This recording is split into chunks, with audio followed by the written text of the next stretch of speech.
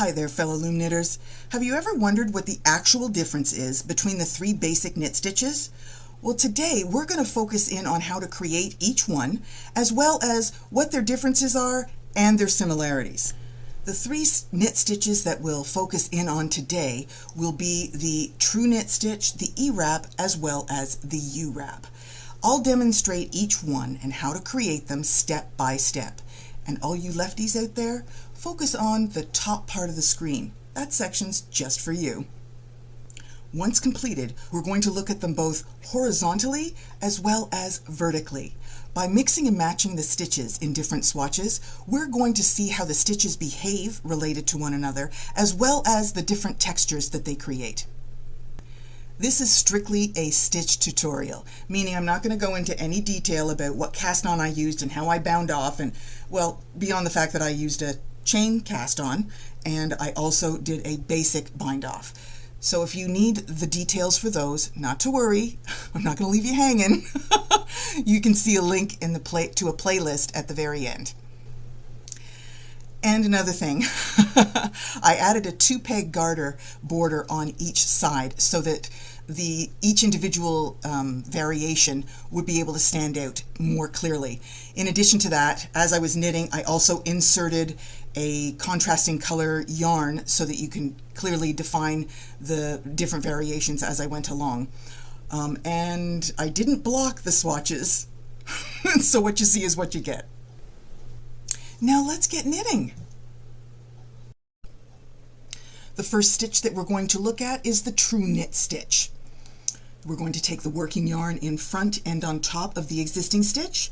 We're going to pull the working yarn under the existing stitch to create a new loop. Then we'll remove the previous stitch from the peg and replace it with that new loop that we just created. Those two final pegs represent the garter stitch edge that I talked about and are not part of the true knit pattern.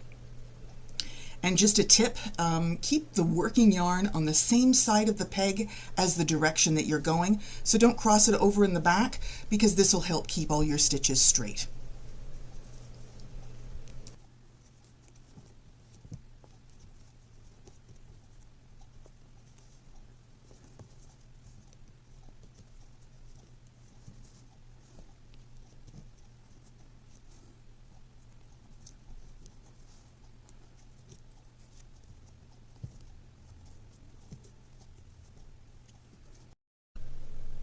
The next stitch up is the E-wrap stitch.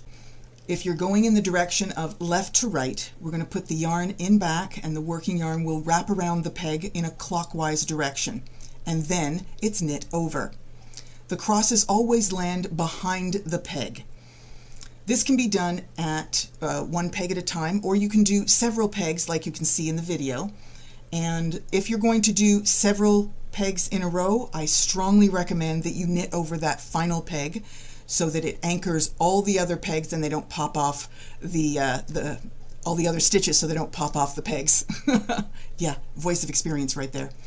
And when you're going in the other direction, so from right to left, the yarn again is in back and you're going to be wrapping the peg in a counterclockwise direction and then knit over that stitch.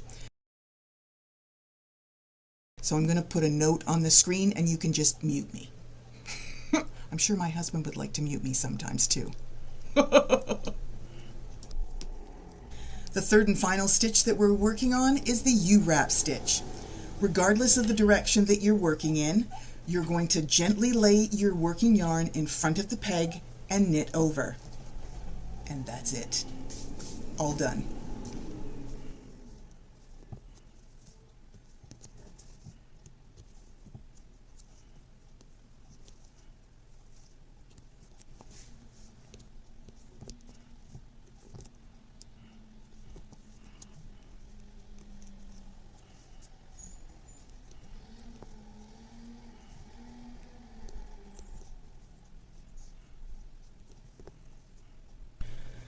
So let's compare the original stitches on their own.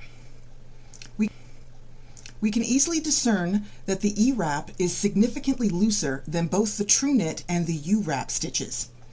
But what's really interesting is just how little difference there is between the true knit and the U-wrap, which makes me wonder, why would we bother doing the true knit stitch when it's so much more effort and looks the same as a U-wrap stitch?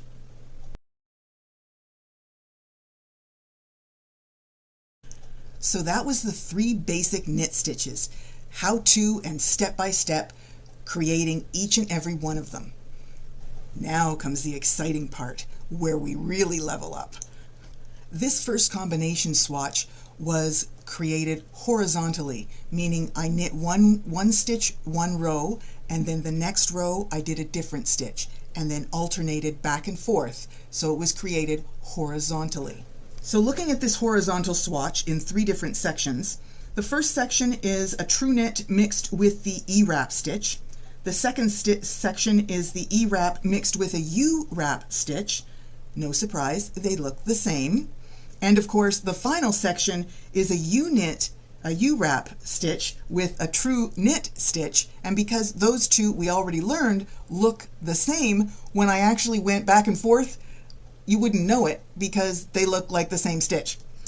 I'd like to call your attention though to the second section where it's the E-wrap and the U-wrap together. When you're working something in the round, so if you're making a hat and it calls for the E-wrap, if you want to avoid that whole twist, the barbershop twirl, then you can do the E-wrap combined with either the true knit or the U-wrap, and that will stop the twist. This is the same stitch pattern that I used for the vanilla raglan, and because that sweater's worked in the round, my stitches stayed straight. And as I was doing the horizontal swatch, I thought, what happens if I did this vertically?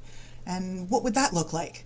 Well, that's where the really cool stuff happened, and I was quite surprised and learned a lot.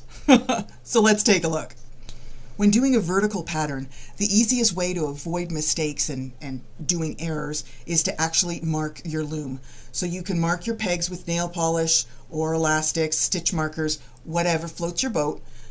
This way you'll make, as I said, less errors because you'll be reminded of which pegs deserve which stitch. So for the vertical swatch, that first section that you're seeing is a true knit E-wrap combination. And what I did was I true knit all the same peg and I E-wrapped all the same peg as well, and I did them per length, so it's a 2x2 rib. And I was like delighted when I looked at it and I thought, oh my god, it sort of looks like a faux cable. Oh my gosh, the excitement. Unbelievable. Like I'm already thinking of a design pattern to go with it. Where am I going to use this? Anyway, the next section was a 3x1. And what I did was the first part of that section is 3 E-wraps and 1 U-wrap. And then I flipped it because I was just kind of curious. I did 3 U-wraps and 1 E-wrap in that section. And then moving on to the final section, once again, no surprise, because I did the true knit and the U-wraps, and I did 3x1 and then 3x1 the other way. It all looks the same and you wouldn't know I did anything different. And of course, by now you're probably thinking, why is she bothering to do all these swatches when we know they look the same?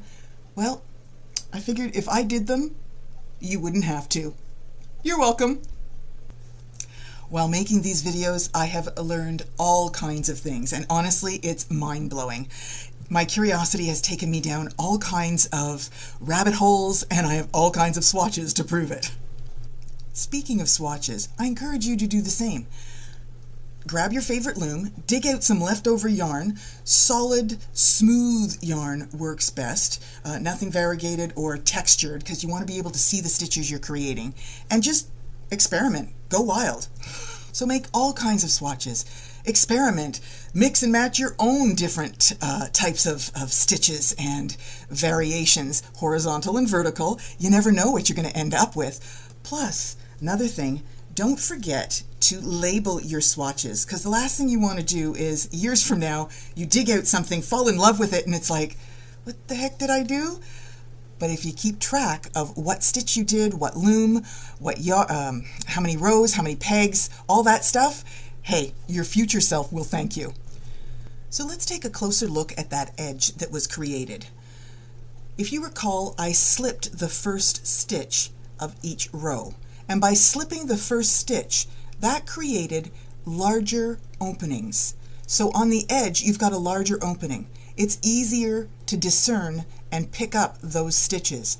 So once a panel is finished, it's easier now to either add an edge afterwards or connect two panels together. By adding this one stitch all along the edge, it won't make any difference with the sizing, your gauge, or the shape of your garment. One little stitch won't make that difference, but it will make a big difference when it comes to finishing touches. And just remember that one stitch equals 2 rows.